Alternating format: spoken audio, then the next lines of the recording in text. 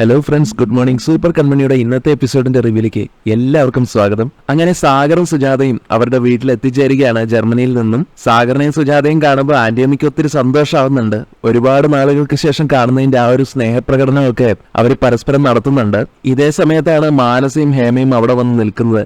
രണ്ടുപേരുടെയും മുഖത്ത് വലിയ സന്തോഷമൊന്നുമില്ല. തുടർന്ന് ആന്റിയമ്മ അവരോട് ചോദിക്കുന്നുണ്ട് യാത്രയൊക്കെ എങ്ങനെയുണ്ടായിരുന്നു എന്നും. കൃപയ്ക്ക് പ്രതീക്ഷിച്ച പോലെ തന്നെ നല്ല ഇമ്പ്രൂവ്മെന്റ് ഉണ്ടല്ലോ അല്ലേ എന്നും. നല്ല ഇമ്പ്രൂവ്മെന്റ് ഉണ്ടെന്ന് തന്നെ സുജാത മറുപടി കൊടുക്കുന്നു. ഇപ്പൊ 80% ഓക്കെ ആയെന്നൊക്കെ പറയും. പക്ഷെ അതിന്റെ ഫുൾ ക്രെഡിറ്റും ജയമോഹൻ ഉള്ളതാ. ജയമോഹനാണ് പെട്ടെന്ന് ഞങ്ങളെ ജർമ്മനിയിൽ കൊണ്ടുപോകാൻ പ്രേരിപ്പിച്ചതും അവിടുത്തെ കാര്യങ്ങളൊക്കെ A to Z ചെയ്യിച്ചതും എന്നൊക്കെ സുജാതയും സാഗറും കൂടെ പറയുന്നുണ്ട്. ഉടനെ മാനസ ചോദിക്കുന്നുണ്ട്, ആന്റി അങ്കിളും എന്തിനാണ് പെട്ടെന്ന് ഇങ്ങോട്ട് ഒരു ഷോർട്ട് വിസിറ്റിങ്ങിനായിട്ട് വന്നത്? അതേസമയം സുജാത മറുപടി കൊടുക്കുന്നുണ്ട്, എന്നോടും ഇദ്ദേഹം കറക്റ്റ് ആയിട്ടൊന്നും പറഞ്ഞിട്ടില്ല, ഓഫീസിലെ കാര്യങ്ങൾക്ക് വേണ്ടിയാണെന്നാണ് പറഞ്ഞത്. ഓഫീസിലെ എന്ത് കാര്യങ്ങളെന്ന് മാനസ് ചോദിക്കുമ്പോൾ ദേവ്ജിയായിട്ട് കുറച്ച് കാര്യങ്ങൾ ചർച്ച ചെയ്യാനാണെന്ന് സാഗർ പറഞ്ഞു കൊടുക്കുന്നുണ്ട്. മാനസയാണെങ്കിൽ വീണ്ടും ചോദിക്കുകയാണ് എന്തിനെ പറ്റിയാണ് ചർച്ച ചെയ്യുന്നതെന്ന്. അപ്പൊ സാഗർ പറയും അതൊരു പുതിയ പ്രോജക്റ്റിനെ പറ്റിയാ, ഒരു ഇന്റർനാഷണൽ കോൺട്രാക്ടിന് വേണ്ടിയ മോളെ. അപ്പൊ മാനസ് പറയുന്നുണ്ട്, പക്ഷെ അതിനെ പറ്റിയൊന്നും ഞാൻ അറിഞ്ഞില്ലല്ലോ അങ്കിൾ. മാത്രമല്ല അതൊക്കെ ഫോണിൽ സംസാരിച്ചാൽ മതിയല്ലോ, അങ്കിൾ എന്തിനാ നേരിട്ട് വന്നത്? മാനസയുടെ ചോദ്യങ്ങൾക്കെല്ലാം ഉത്തരം കൊടുക്കാൻ കഴിയാതെ വിഷമിച്ചു നിൽക്കുന്നുണ്ട് സാഗർ. പല തട്ടാമുട്ടി ന്യായങ്ങളും പറഞ്ഞ് സാഗർ പിടിച്ചു നിൽക്കാൻ നോക്കുമ്പോൾ ആന്റിയമ്മ സാഗറിനെയും സുജാതയും, നിങ്ങൾ ഒരുപാട് യാത്ര കഴിഞ്ഞ് വന്നതല്ലേ, നിങ്ങൾ പോയി ഫ്രഷ് ആയിട്ട് ഭക്ഷണമൊക്കെ കഴിച്ചു കഴിഞ്ഞിട്ടാവാം നമുക്ക് വിശദമായിട്ടുള്ള ചർച്ച. എന്നാൽ ഹേമയ്ക്ക് അതിന് സമ്മതമാവുന്നില്ല. ഹേമ പറയുന്നുണ്ട്, അതുവരെ കാത്തിരിക്കാനൊന്നും എനിക്ക് പറ്റില്ല, എനിക്കിപ്പൊ തന്നെ സംസാരിക്കണം. സാഗർ, സുജു, എനിക്കറിയാം നിങ്ങൾ വലിയൊരു യാത്ര കഴിഞ്ഞാണ് വന്നിരിക്കുന്നത്. ഒന്ന് വിശ്രമിക്കാൻ പോലും സമയം തരാതെ ഞാൻ ഈ ബുദ്ധിമുട്ടിക്കുന്നതിൽ എന്നോട് ക്ഷമിക്കണം. കൃഷും മാനസയും തമ്മിലുള്ള കല്യാണക്കാര്യമാണ് എനിക്ക് പറയാനുള്ളത്. അത് നമുക്ക് ഒന്നുകൂടെ ഒന്ന് ആലോചിക്കണം. ഇതങ്ങോട്ട് കേൾക്കുന്നതും സാഗറും സുജാതയും ഞെട്ടിത്തരിക്കുന്നുണ്ട്. തുടർന്ന് ഹേമ പറയുന്നുണ്ട്, തുടക്കം മുതലേ തന്നെ എന്തൊക്കെയോ ചില കല്ലുകടികൾ എനിക്കും തോന്നിയിരുന്നു. പക്ഷെ ഇവൾക്ക് കൃഷ്ണനെ മതി. നിങ്ങൾക്ക് ഇവളെ വലിയ കാര്യമാണ്. നല്ല കുടുംബം, വ്യക്തിപരമായിട്ട് അറിയാവുന്നവര്, ഒരു സന്തോഷമുള്ള ബന്ധം കിട്ടുമെങ്കിൽ അതായിക്കോട്ടെ എന്ന് കരുതിയാണ് ഇതിന് പുറപ്പെട്ടത്. ജീവിതത്തിൽ ചെയ്ത ഏറ്റവും വലിയ മണ്ടത്തരം അതായിരുന്നു ഈ കല്യാണം. ഞങ്ങളുടെ മോൾക്ക് വേറെ ചെറുക്കന്മാരെ കിട്ടാഞ്ഞിട്ടൊന്നുമല്ല, അത്രയും പ്രതീക്ഷകളൊക്കെ കൊടുത്തിട്ടാ കൃഷ് മതിയെന്ന് പറഞ്ഞ് ഇവളിവിടെ നിൽക്കുന്നത്. ഇല്ലാന്ന് ചേച്ചിയമ്മ പറയട്ടെ. സാഗരപ്പ ആന്റിയമ്മയുടെ മുഖത്തേക്ക് നോക്കുന്നുണ്ട്. ആന്റിയമ്മയാണെങ്കിൽ തല താഴ്ത്തി ഒന്നും പറയാനാവാതെ നിൽക്കുന്നു. ഇത്രയും കേൾക്കുമ്പോഴത്തേക്കും സുജാത ചോദിക്കുന്നുണ്ട്, എന്തൊക്കെ ഇതിനിടയ്ക്ക് ഇവിടെ സംഭവിച്ചത് ഇത്രയേ ഉള്ളൂ സുജു. കൃഷ്ണൻ ഇവളെ വേണ്ട. പക്ഷെ ഞങ്ങളങ്ങനെ വിട്ടുതരാൻ പോകുന്നില്ല.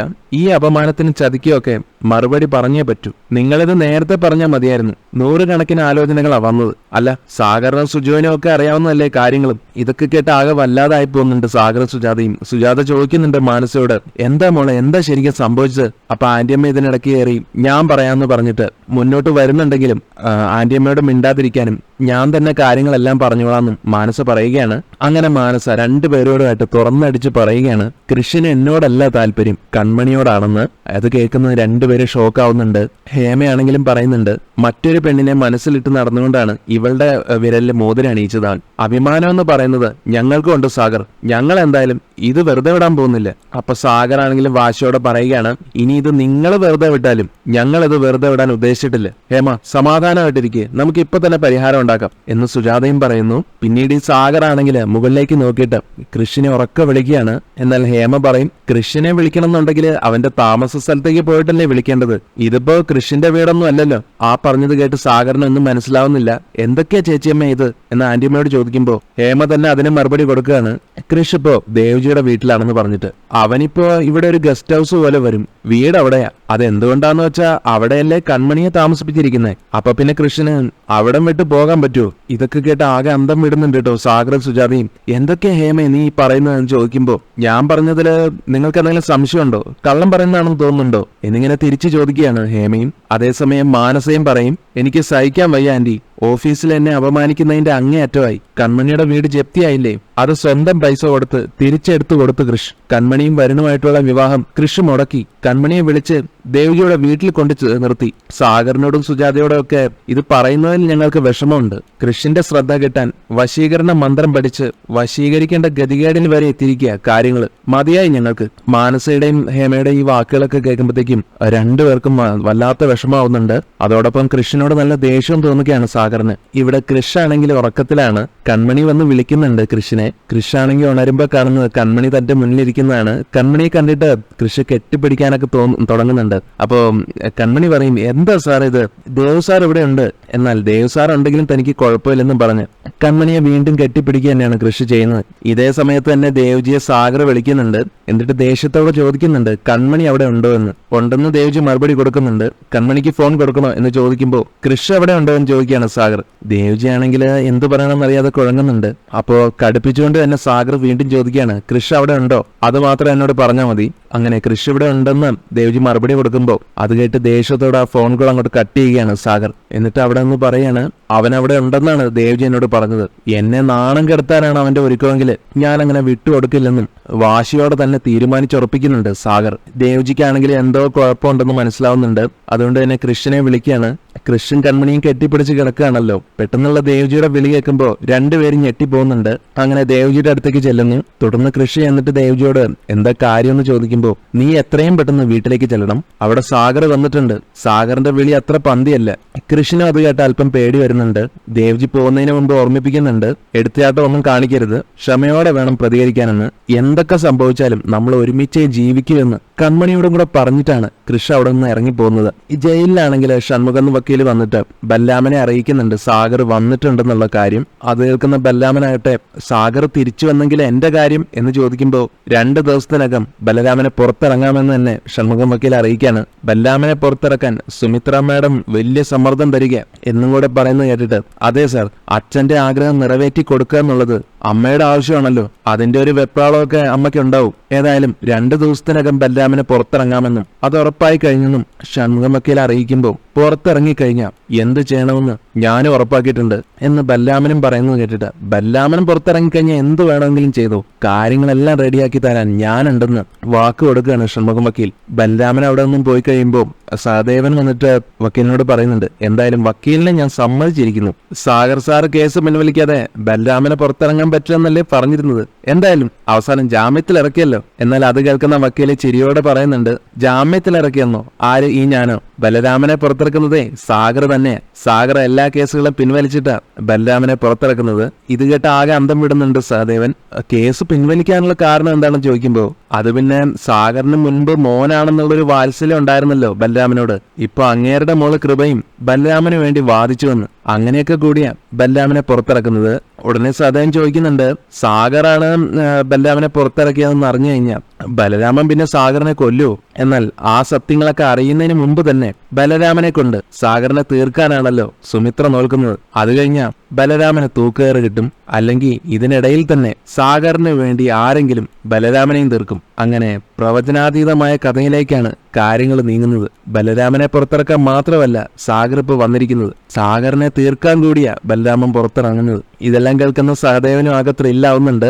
അപ്പൊ ഇനി അങ്ങോട്ട് ആകെ കൂടെ ഒരു മേളമായിരിക്കും എന്നയാൾ പറയുന്നുണ്ട്. പിന്നീട് കാണിക്കുന്നത് കൃഷി വീട്ടിലെത്തുമ്പോൾ കൃഷി വന്നെന്നറിഞ്ഞ് അങ്ങോട്ട് പോകുന്നുണ്ട് സാഗറും സുജാതയും. സുജാത സാഗറിനെ ഓർമ്മിപ്പിക്കുന്നുണ്ട് അവനോട് ശാന്തമായിട്ട് കാര്യങ്ങൾ ചോദിച്ചാൽ മതിയെന്ന്, വഴക്കടിക്കൊന്നും വേണ്ടെന്ന്. അങ്ങനെ കൃഷിനെ തന്നെ പ്രതീക്ഷ എല്ലാവരും നിരന്ന് നിൽക്കുമ്പോൾ കൃഷാണെങ്കിൽ സാഗറിനോട് വന്ന് ചോദിക്കുന്നുണ്ട്, അച്ഛൻ ബലരാമനെതിരെയുള്ള കേസ് പിൻവലിക്കാൻ പോവുകയാണോ എന്ന്. അപ്പൊ സാഗർ അങ്ങോട്ട് ചോദിക്കും, നീ ഇന്നലെ എവിടെയായിരുന്നു എന്ന്. അതൊക്കെ ഞാൻ പറയാമെന്നും ആദ്യം അച്ഛൻ ഞാൻ ചോദിച്ചതിന്റെ ഉത്തരം പറയാൻ കൃഷ ആവശ്യപ്പെടുമ്പോ സാഗർ അതിന് മറുപടി കൊടുക്കുന്നില്ല. പകരം നീ ഇന്നലെ എവിടെയായിരുന്നു എന്നാണ് ചോദിക്കുന്നത്. ദേവ് സാറിന്റെ വീട്ടിലെന്ന് കൃഷ പറയുമ്പോ ദേവ്ജിയുടെ വീട്ടില് എന്തെങ്കിലും മീറ്റിംഗ് ഉണ്ടായിരുന്നോ എന്നുള്ള സാഗറിന്റെ ചോദ്യം കേട്ട്, അച്ഛാ അതൊക്കെ രണ്ടാമതുള്ള കാര്യങ്ങളാ, ബലരാമനെ പുറത്തിറക്കാൻ എന്തെങ്കിലും ഐഡിയ ഉണ്ടെങ്കിലേ അത് വേണ്ട.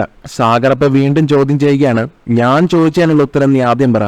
ദേവ്ജിയുടെ വീട്ടില് നിനക്ക് മീറ്റിംഗ് വല്ലതും ഉണ്ടായിരുന്നോ? അതിനു വേണ്ടിയാണോ നീ അങ്ങോട്ട് പോയത്? കൃഷിന് ദേഷ്യം വരുന്നുണ്ട്. അച്ഛൻ എന്തിനാ വിഷയം മാറ്റുന്നേ എന്നൊക്കെ ചോദിക്കുമ്പോ, വിഷയം മാറ്റിയത് ഞാനല്ലടാ, നീയാ. ആ കൺമണിയുടെ വീട് തിരിച്ചു കൊടുക്കാൻ നീ ആരാടാ?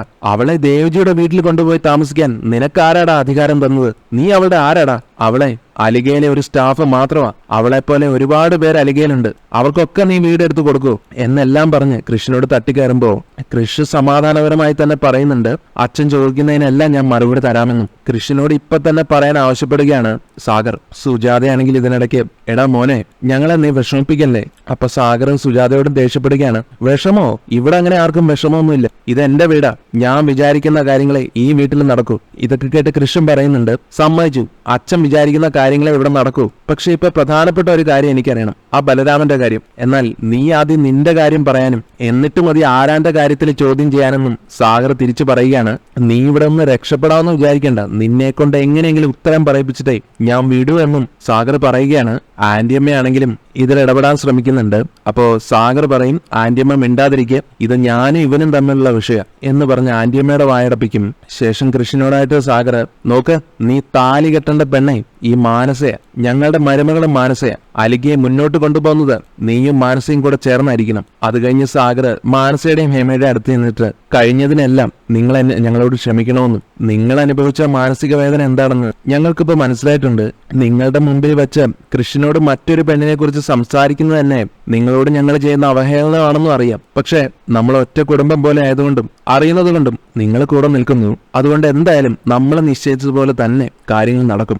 കൃഷ് ഇതെല്ലാം കേട്ട് ദേഷ്യത്തോടെയും സങ്കടത്തോടെയും നിൽക്കുന്നുണ്ട്. അപ്പോ സാഗർ കൃഷ്ണനോട് വീണ്ടും പറയുകയാണ്, കൃഷ് നീ ഇവരോട് സമ്മതിക്കുക, അതേന്ന് പറ ഇവരോട്. കൃഷ് ആണെങ്കിൽ അപ്പോഴും ബലരാമനെ കുറിച്ചാണ് സംസാരിക്കുന്നത്. അച്ഛൻ ബലരാമനെതിരെയുള്ള കേസ് പിൻവലിക്കരുതെന്ന് തന്നെ പറയുന്നു. ഇത്രയായപ്പോഴത്തേക്കും സാഗറിന് നിയന്ത്രണം വിടുന്നുണ്ട്. ദേഷ്യം മൊത്ത് കൃഷിന്റെ കാരണം നോക്കി ഒരൊറ്റ അടി കൊടുക്കുകയാണ്. ഒരടി കൊണ്ട് നിർത്തുന്നില്ല, പിന്നെയും പിന്നെ അടിച്ചോണ്ടേയിരിക്കുകയാണ്. എന്നിട്ട് അവസാനം കൃഷിന്റെ ഷർട്ടിനെ കുത്തി പിടിച്ചോണ്ട് പറയാണ്, ഞാൻ എന്ത് ചെയ്യണം ചെയ്യണ്ടെന്ന് തീരുമാനിക്കുന്നതേ ഞാനാ, നീ എന്നെ പഠിപ്പിക്കണ്ട, എനിക്ക് ശരിയെന്ന് തോന്നുന്നത് ഞാൻ ചെയ്യും. അപ്പൊ കൃഷ്ണൻ തിരിച്ചു പറയും, മതി, എനിക്ക് അതും കേട്ടാ മതി. അച്ഛന്റെ അതേ വാശിയിലുള്ള മോൻ തന്നെ ഞാനും. ഞാൻ എന്ത് ചെയ്യണമെന്ന് എന്നെയും ആരും പഠിപ്പിക്കണ്ട, എനിക്ക് ശരിയെന്ന് തോന്നുന്നത് ഞാനും ചെയ്യും. കൃഷിന്റെ വാക്കുകൾ കേട്ട് സാഗറിന് വീണ്ടും ദേഷ്യം വന്ന് വീണ്ടും ആഞ്ഞൊരടി കൃഷിന്റെ ചെകിടത്ത് കൊടുക്കുകയാണ്. ഇതൊരു വലിയ വഴക്കായി മാറുന്നെന്ന് കാണുമ്പോ ഹേമയൊക്കെ ആണെങ്കിലും പറയുന്നുണ്ട്, സാഗർ കൃഷ്ണനെ തല്ലിയിട്ട് ഈ കല്യാണം നടത്തണ്ടെന്ന്. സുജാതയാണെങ്കിലും നമുക്ക് ഇതിനെപ്പറ്റിയെല്ലാം പിന്നീട് സംസാരിക്കാമെന്ന് റിക്വസ്റ്റ് ചെയ്യുന്നു. ആന്റിയമ്മയാണെങ്കിലും കൃഷ്ണനോട് പറയുകയാണ്, അച്ഛൻ പറയുന്നത് നീ ഒന്ന് അനുസരിക്കടാ. ഉടനെ സാഗറും പറയും, എടാ ഞാനൊരു ശരി ചെയ്യുമ്പോഴേ കാണുന്നവർക്കും അത് ശരിയെന്നേ തോന്നും. അങ്ങനെ ശരി ചെയ്യാനാണ് ഞാൻ പറയുന്നത്. എല്ലാവരുടെയും മുമ്പിൽ വെച്ചാണ് നീ മാനസയുടെ വിരലിൽ മോതിരണിഞ്ഞത്. ഇനി താലി കെട്ടണം, അതാണ് ശരി. അത് ചെയ്യാനാണ് ഞാൻ ആവശ്യപ്പെടുന്നത്. എന്നാൽ അതാണ് ശരിയെന്ന് അച്ഛൻ മാത്രം പറഞ്ഞാൽ മതിയെന്ന് തിരിച്ചു ചോദിക്കുകയാണ് കൃഷ്. സാഗർ ആണെങ്കിലോ അടുത്ത നിമിഷം തന്നെ കൃഷ്ണനെ വീണ്ടും തല്ലാൻ ഒരുങ്ങുന്നുണ്ട്. പക്ഷെ ഇത്തവണ കൃഷ് തല്ലുകൊള്ളാൻ നിൽക്കുന്നില്ല. സാഗറിന്റെ കൈ അങ്ങോട്ട് തടഞ്ഞു നിർത്തും. എന്നിട്ട് പറയും, ജീവിതത്തിൽ ആദ്യമായിട്ടാ ഞാൻ അച്ഛന്റെ തല്ല് തടയുന്നത്. അത് എനിക്ക് തല്ലു കൊള്ളാതിരിക്കാൻ വേണ്ടിയല്ല, മറ്റുള്ളവരുടെ മുമ്പിൽ അച്ഛൻ നാണം കെടാതിരിക്കാൻ വേണ്ടിയാ. എന്നെ എത്ര തല്ലിയാലും ഞാൻ എടുത്ത തീരുമാനം മാറ്റില്ല. അത് ചിലപ്പോൾ അച്ഛന് ക്ഷീണമാകും. അതുകൊണ്ട് ഇനി തല്ലി ക്ഷീണിക്കണ്ട. ഇതൊക്കെ കേൾക്കുന്ന സാഗർ, ഒരക്ഷരം നീ ഇനി മിണ്ടുപോരെന്ന് പറയുമ്പോ അതാ കുഴപ്പം. മറ്റേയാള് പറയുന്നത് കേൾക്കാൻ കൂടെ തയ്യാറാവണം. പറയുന്നതിൽ കാമ്പുണ്ടെങ്കിൽ അത് അംഗീകരിക്കാൻ തയ്യാറാവണം. എന്തായാലും ഒരു കാര്യം ഞാൻ തീരുമാനിച്ചു, ഇതുവരെ അലിഗയുടെ ചെയർമാൻ സാഗറിന്റെ മകനായി ഞാൻ ജീവിച്ചു. പക്ഷെ ഇനി സാഗറിന്റെ ലേബൽ ഞാൻ അങ്ങ് എടുത്തു മാറ്റുക. വെറും കൃഷായിട്ട് ഞാൻ ജീവിക്കാൻ പോവുക. എനിക്ക് ഇഷ്ടമുള്ള രീതിയിൽ ഞാൻ ജീവിക്കും. വീടും കാറും ബംഗ്ലാവും ഒക്കെ നഷ്ടപ്പെടുമെങ്കിൽ അത് സാരമില്ല. വിലപ്പെട്ട ഒന്നിനു വേണ്ടി ഞാൻ ഈ നിസാരമായതിനെയൊക്കെ ഉപേക്ഷിക്കാൻ പോവുക. കൃഷിന്റെ എടുത്തടിച്ചുകൊണ്ടുള്ള ഈ വാക്കുകളെല്ലാം കേൾക്കുമ്പോഴത്തേക്കും സാഗർ അവനോട് ഇറങ്ങിപ്പോവാൻ തന്നെ പറയുകയാണ്. ഇറങ്ങിപ്പോവുക തന്നെയാണെന്ന് വാശിയോടെ പറഞ്ഞ കൃഷ് അവിടുന്ന് പോകുന്നുണ്ട്. കൃഷിനോട് നിൽക്കാൻ പറഞ്ഞ് പിന്നാലെ ഓടുന്നുണ്ട് ആന്റിയമ്മയും സുജാതയും ഹേമയും ഒക്കെ. മാനസ് നിർവികാര ഭാവത്തോടെയാണ് ഇതെല്ലാം നോക്കി നിൽക്കുന്നത്. അങ്ങനെ കാര്യങ്ങളെല്ലാം ദേവ്ജി അറിയുമ്പോ ദേവ്ജി ആണെങ്കിലും ഞെട്ടിപ്പോകുന്നുണ്ട്. അങ്ങനെയൊക്കെ ഉണ്ടായോ എന്ന് ചോദിക്കുകയാണ്. മരിച്ചാ മതിയെന്ന് തോന്നുന്ന ദേവ്ജി, എന്തൊരു സ്നേഹമുള്ള അച്ഛനും മകനുമായിരുന്നു സാഗറും കൃഷും. അവരുടെ സ്നേഹവും കുസൃതിയും തല്ലുകൂടലും ഒക്കെ അഭിമാനത്തോടു കൂടിയാണ് ഞാൻ കണ്ടുകൊണ്ടിരുന്നത്. അവര് ഇന്ന് രണ്ട് ശത്രുക്കളായി പരസ്പരം പോരടിക്കുന്നത് ഞാൻ കണ്ടു. തല്ലുകയും തടയുകയും ചെയ്യുന്നതൊക്കെ കാണേണ്ടി വരുന്ന എന്റെ അവസ്ഥ ദേവ്ജി ഒന്ന് ആലോചിച്ച് നോക്ക്. മുൻപൊക്കെ അവര് വഴക്കു കൂടുമ്പോ അതിലൊരു സ്നേഹം കൂടെ എനിക്ക് കാണാൻ പറ്റുമായിരുന്നു. പക്ഷെ ഇന്നിപ്പോ അവർക്കിടയിൽ വെറുപ്പ് മാത്രമാണ്. ഈ വീട്ടിൽ ഞാൻ ഇനി കയറില്ലെന്ന് കൃഷ് പറയുന്നു. ഇറങ്ങിപ്പോകാനായിട്ട് സാഗരം പറയുന്നു. പക്ഷെ ഇതൊന്നും എനിക്ക് സഹിക്കാൻ പറ്റുന്നില്ല എന്നിങ്ങനെയെല്ലാം പറഞ്ഞ് സുജാത കരയുമ്പോ സുജാതയെ ദേവ്ജി ആശ്വസിപ്പിക്കാൻ ശ്രമിക്കുന്നുണ്ടെങ്കിലും ദേവ്ജിയുടെ വാക്കുകളിലും ഇപ്പോ ഒരു വിശ്വാസത്തെ തോന്നുന്നില്ലെന്ന് പറയുകയാണ് സുജാത. ഞങ്ങൾ ഇവിടെ ഇല്ലാത്ത സമയത്ത് എന്തൊക്കെയാ ദേവ്ജി നടന്നത്? ഒരിക്കലും ദേവ്ജി കൺമണി അവിടെ താമസിപ്പിക്കാൻ പാടില്ലായിരുന്നു എന്നൊക്കെ പറഞ്ഞ് കുറ്റപ്പെടുത്തുമ്പോ ഞാൻ എടുത്തത് ഏറ്റവും ശരിയായ തീരുമാനം തന്നെയായിരുന്നെന്ന് നിങ്ങൾക്കൊരിക്കൽ ബോധ്യമാകുമെന്ന് പറയുകയാണ് ദേവ്ജി. ഈ ഒരു സാഹചര്യത്തിൽ ഞാൻ എന്ത് പറഞ്ഞാലും സുജാതയ്ക്കത് മനസ്സിലാവില്ല. ഈ വിഷയം പരസ്പരം ബഹളം വെച്ച് തീർക്കേണ്ടതുമല്ല. നമ്മളെല്ലാവരും തിരിച്ചറിവ് വന്നവരാ. അങ്ങോട്ടും ഇങ്ങോട്ടും ഉപദേശങ്ങളില്ലാതെ തന്നെ എല്ലാവർക്കും എല്ലാം തിരിച്ചറിയാൻ പറ്റും. ദേവ്ജിയുടെ വാക്കുകൾ കേട്ടിട്ട് സുജാത, ദേവ്ജി വലിയ ആളാ, വലിയ വലിയ കാര്യങ്ങളൊക്കെ മനസ്സിലാവും, വിശാലമായിട്ടൊക്കെ ചിന്തിക്കാനും പറ്റും. പക്ഷെ ഞാനൊരു സാധാരണ വീട്ടമ്മയാ. എന്റെ ഭർത്താവും മകനും തമ്മിൽ വഴക്കിട്ടാൽ എനിക്കത് സഹിക്കാൻ പറ്റില്ല. കല്യാണം തീരുമാനിച്ച പെണ്ണിനെ വിട്ടിട്ട് മറ്റൊരു പെണ്ണിന്റെ പുറകെ പോയാ ഞങ്ങൾക്കത് സഹിക്കില്ല. ഞങ്ങളിവിടെ ഇല്ലാത്ത സമയത്ത് എന്തൊക്കെയോ സംഭവിച്ചു. ഞങ്ങൾക്ക് ഞങ്ങളുടെ മകനെ ഇനി നഷ്ടമാവുക ദേവ്ജി എന്നെല്ലാം സുജാത കണ്ണീരോടെ പറയുന്നത് കേട്ടിട്ട് ദേവ്ജിക്കാണെങ്കിൽ അത് കേട്ടുകൊണ്ട് നിൽക്കാനുള്ള ത്രാണിയില്ല. ആ കോള് കട്ട് ചെയ്യുകയാണ്. ശേഷം കൺമണിയെ വിളിക്കുകയാണ് അടുത്തേക്ക്. എന്താ കാര്യമെന്ന് ചോദിച്ച് കൺമണി വരുമ്പോ കൺമണി എത്രയും പെട്ടെന്ന് റെഡിയാവണം. കൺമണി തൽക്കാലത്തേക്ക് ഇവിടെ നിന്ന് മാറുകയാണ്. കൺമണി ഒറ്റയ്ക്കല്ല, കൃഷുണ്ട്. നിങ്ങൾ രണ്ടുപേരും തൽക്കാലം മറ്റൊരിടത്തേക്ക് പോകുന്നു. ദേവ്ജി അങ്ങനെയെല്ലാം പറഞ്ഞത് എന്തുകൊണ്ടാണെന്ന് കൺമണിക്ക് മനസ്സിലാവുന്നില്ല.